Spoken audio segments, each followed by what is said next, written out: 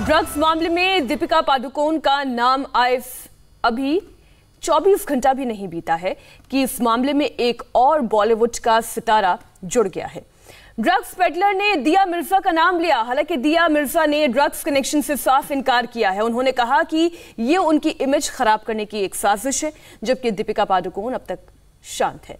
Drugs case में दीपिका का नाम आने से हर कोई हैरान है। सबके मन में एक ही सवाल है, जो चेहरा फिल्मों से लेकर सामाजिक मुद्दों की पहचान बन चुका है, क्या वो सच में ड्रग्स के खेल में शामिल था?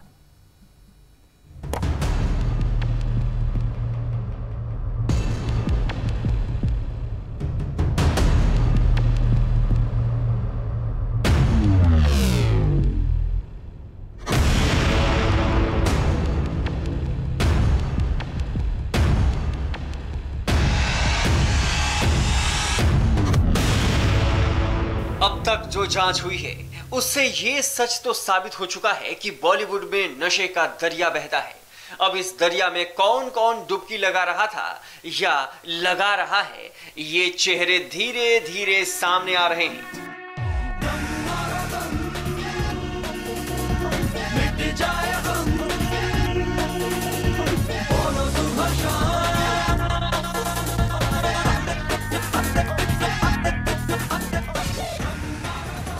एनसीबी की जांच आगे बढ़ रही है और हर रोज एक नया चेहरा बेनकाब हो रहा है। इसके साथ ही उन पर कानून का शिकंजा भी कसता जा रहा है।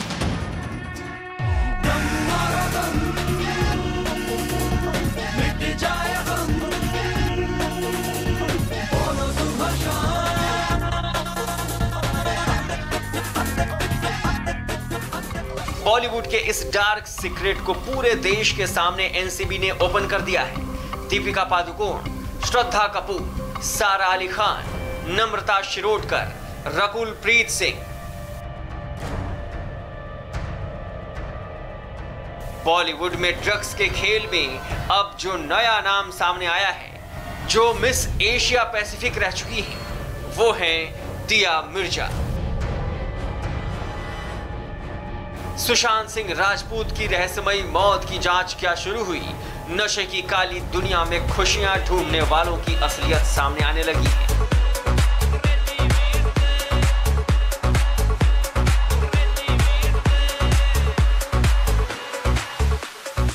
मुंबई नारकोटिक्स कंट्रोल ब्यूरो को दिया मिर्जा का नाम दो बड़े ड्रग पैडलर्स ने बताए हैं, जो बॉलीवुड के बड़े बड़े सितारों को ड्रग सप्लाई करते हैं।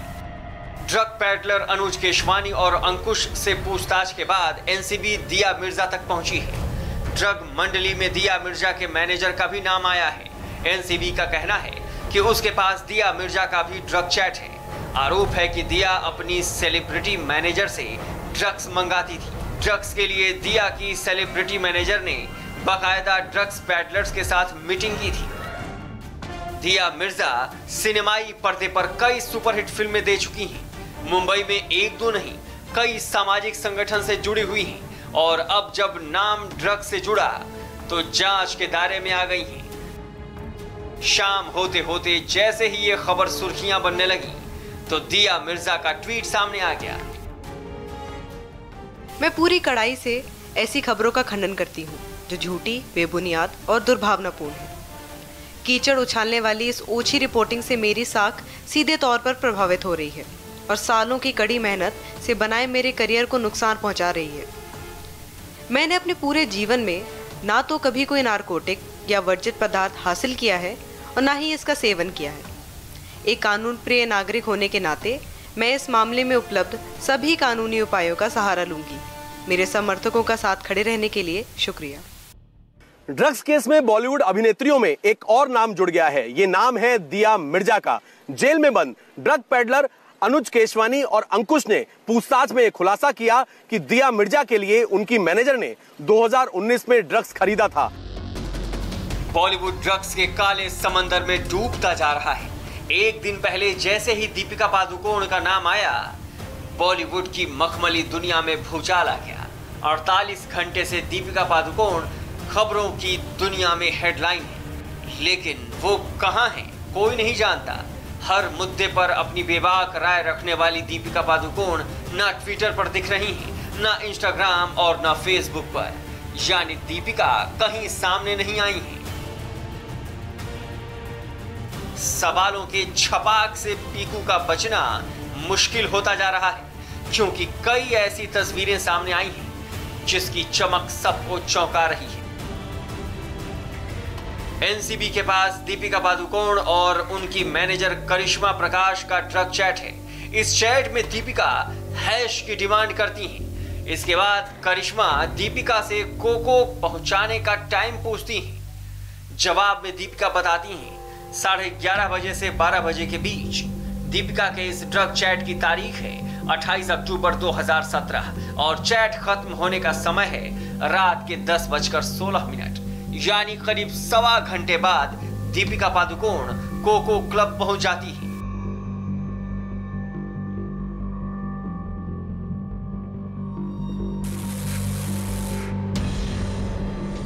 अट्ठाईस अक्टूबर 2017 को दीपिका पादुकोण अपनी मैनेजर करिश्मा से वीड या हैश के बारे में बात करती हैं, उसकी अवेलेबिलिटी पूछती हैं और उसी दिन 28 अक्टूबर 2017 की रात को दीपिका पादुकोण मुंबई के लोअर परेल इलाके में इसी पब में आती हैं जहां पर एक पार्टी होती है।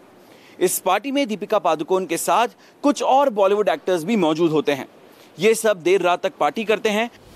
28 अक्टूबर 2017 को इस क्लब में हैलोवीन पार्टी हुई थी, जिसमें दीपिका पादुकोण भी आई थी। खुद कोको क्लब ने अपने फेसबुक पेज पर दीपिका पादुकोण के आने और हैलोवीन पार्टी होने की खबर शेयर की थी और दीपिका की फोटो भी डाली थी।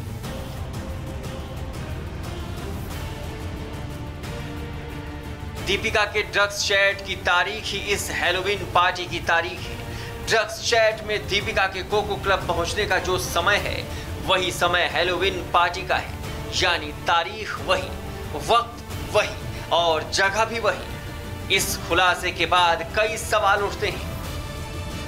28 अक्टूबर की रात हैलोवीन पार्टी में क्या हुआ था? क्या दीपिका पादुकोण ने इसी पार्टी के लिए ड्रग्स मांगा था? क्या हैलोवीन पार्टी में दीपिका ने हैश लिया था? क्या दीपिका ने अकेले हैश लिया या किसी और को भी दिया? बॉलीवुड एक्टर्स के लिए जो सबसे मशहूर और सबसे फेवरेट हैंगआउट प्लेसेस हैं उनमें से एक लोअर परेल का ये कोको बार है, जहां पर कई बार पार्टीज होती हैं। कई बार बॉलीवुड एक्टर्स अपने बर्थडेज, अपनी एनिवर्सरी सेलिब्रेट करने के लिए यहाँ पर आते हैं। और 28 अक्टूबर 2017 को भी दीपिका पादुकोण और उनके साथ कुछ और बॉलीवुड सेलिब्रिटीज़ इसी पब में कोको बार में एक पार्टी करने के लिए आए थे। खास बात यह है कि 28 अक्टूबर 2017 को ही दीपिका पादुकोण अपनी मैनेजर करिश्मा के साथ बात करती हैं, जिसमें वो ये पूछती हैं कि क्या उनके पास माल है, जिसका रिप्लाई करती हैं करिश्मा कि उनके पास वीड है। दीपिका की मैनेजर करिश्मा से ही ड्रग को लेकर बातचीत हुई थी। एनसीबी सवालों की लिस्ट बनाकर मंगलवार को बैठी थी, लेकिन बीमारी का बहाना बनाकर एनसीबी से वक्त मांग रही है दीपिका पादुकोण, जो बॉलीवुड की नंबर 1 हीरोइन है। बड़े बड़े स्टार्स से ज्यादा कमाई है। ब्रांड वैल्यू में वो शाहरुख खान, सलमान खान के बराबर हैं, लेकिन दीपिका की इस चमक पर बहुत बड़ा दाग लग चुका है।